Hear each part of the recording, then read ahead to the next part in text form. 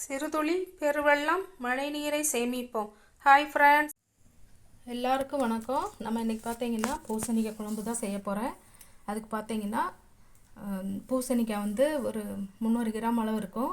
அதை தான் எடுத்துக்கிறேன். இதை பாருங்கள், தோல் வந்து மேலே உள்ள பச்சை கலர் தோலை வந்து கட் பண்ணி எடுத்துட்டு அதெல்லாம் சின்ன சின்னதாக ஒரே மாதிரி கட் பண்ணி வச்சுருக்கேன். இதுக்கு பார்த்தீங்கன்னா ஒரு 10-15 சின்ன வெங்காயம், பூண்டு வந்து 4-5 பல் பூண்டு, 2 பச்சை மிளகா, 10 மிளகா பார்த்தீங்கன்னா வர மிளகா ஒரு 3 மிளகா வந்து க்ரஷ் பண்ணி வச்சுருக்கேன்.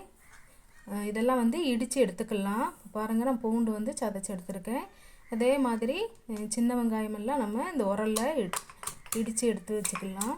பச்சை மிளகாய் அதே மாதிரி இது கூட போட்டு எல்லாம் இடித்து வச்சுக்கலாம். வச்சுட்டு அதுக்கப்புறமா நம்ம தாளிச்சிக்கலாம். இப்போ பார்த்தீங்கன்னா இதுக்கு தேங்காவெல்லாம் எதுவுமே தேவையில்லை. ஈஸியாக சிம்பிளாக 5 நிமிஷத்தில் செய்யக்கூடியது தான். தேங்காயெல்லாம் அரைக்கணும்னு அவசியம் இல்லை. இதுக்கு வேறு எதுவுமே தேவையில்லை, எந்த மசாலா தேவையில்லை. பாருங்கள் எப்படி செய்யலாங்கிறத பார்க்கலாம். அதுக்கு முன்னாடி இதுவரை சப்ஸ்கிரைப் பண்ணாதவங்க கண்டிப்பாக சப்ஸ்கிரைப் பண்ணுங்கள். பிடிச்சிருந்தா ஒரு லைக் பண்ணுங்கள், ஷேர் பண்ணுங்கள். வந்து கிப்பி கேரளா சமையல். பாருங்கள், இப்போ இதெல்லாம் இடித்து நம்ம எடுத்து வச்சுக்கிடலாம். எடுத்து வச்சுட்டு காய் வந்து பார்த்திங்கன்னா நல்ல இனிப்பாக இருக்குது. இது தாளித்து இந்த மாதிரி மெத்தடில் தாளித்தோன்னா சூப்பராக இருக்கும். இதில் வர மிளகா போட பிடிக்கலை அப்படின்னா நீங்கள் பச்சை மிளகாவே ஃபுல்லும் சேர்த்துக்கலாம். இல்லை பச்சை மிளகா வேண்டான்னு நினைக்கிறவங்க வர மிளகாவே நல்லா க்ரஷ் பண்ணி எடுத்து வச்சுக்கோங்க, சூப்பராக இருக்கும். இப்போ வந்து நம்ம எல்லாம் இடித்து எடுத்துருக்கோம். இதை வந்து நம்ம இப்போ தாளிச்சுக்கலாம். இப்போ பச்சை மிளகா வந்து பார்த்திங்கன்னா நல்லா இடித்து எடுத்துருக்கேன். இதில் நீங்கள் பச்சை மிளகா ஃபுல்லும் போடுறதா இருந்தால் 2 பச்சை மிளகா எக்ஸ்ட்ரா போட்டு நல்ல இது மாதிரி இடித்து எடுத்துக்கோங்க. இப்போ வந்து இதை எடுத்து வச்சுட்டு நம்ம வந்து கடாய் அடுப்பில் வச்சு தாளிச்சுக்கலாம். இந்த சமையல் பிடிச்சிருந்ததுன்னா கண்டிப்பாக லைக் பண்ணுங்கள். இது வரைக்கும் சப்ஸ்கிரைப் பண்ணாமல் பார்க்குறவங்க கண்டிப்பாக சப்ஸ்கிரைப் பண்ணுங்கள்.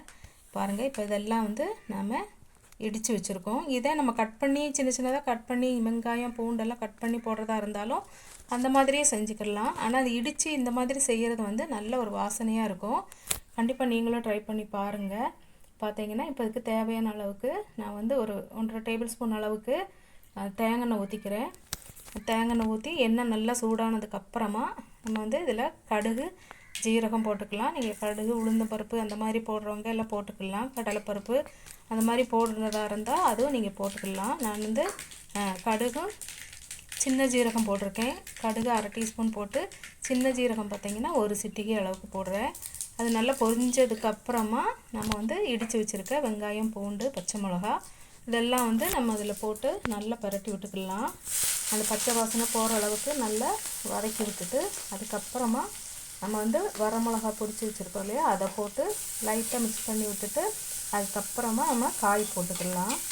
இதுக்கு மஞ்சள் தூளெல்லாம் போடணுன்னு தேவையில்லை. விருப்பம் இருக்கிறவங்க மஞ்சள் தூள் லைட்டாக போட்டுக்கோங்க. நான் மஞ்சள் தூள் போடலை. இது மட்டும் வெங்காயம் பூண்டு நல்லா வதக்கிட்டு காய் வந்து அதில் போட்டு இப்போ புரட்டி விட்டுக்கலாம். இப்போ பார்த்தீங்கன்னா வர மிளகாய் இடித்து வச்சுருந்தோம் இல்லையா, அதை அதில் போட்டிருக்கேன். கொஞ்சம் மஞ்சள் தூள் போடும்போது கொஞ்சம் கூட கலர்ஃபுல்லாக இருக்கும். ஏன்னா காயே வந்து நல்ல மஞ்சள் கலரில் இருக்கிறதுனால மஞ்சள் பொடி தேவையில்லை அப்படின்னு நினச்சிட்டு நான் போடலை. உங்களுக்கு விருப்பம் இருந்தால் நீங்கள் போட்டுக்கோங்க. பாருங்கள், இதை நல்லா இந்த மாதிரி போட்டு நல்லா பரட்டி விட்டுக்கலாம். இதை நல்லா பரட்டி விட்டுட்டு இதுக்கு பார்த்தீங்கன்னா ஒரு 1/2 டம்ளர் அளவுக்கு நம்ம தண்ணி ஊற்றிக்கலாம். தண்ணி ஊற்ற தேவையில்லை, இதிலே வெந்துடும். இருந்தாலும் இது கொஞ்சம் டீ வந்து அதிக சூடாக இருக்கிறதுனால நான் வந்து கொஞ்சமாக ஒரு 1/2 டம்ளர் அளவுக்கு தண்ணி ஊற்றி மூடி வச்சுக்கிறேன். மூடி வச்சோன்னா சீக்கிரமாக வெந்துடும். நான் சுடு தண்ணி தான் ஊற்றுறேன். பாருங்கள், பச்சை தண்ணி ஊற்றினா அது வேகமாக வராது, அப்படி தெரியலை.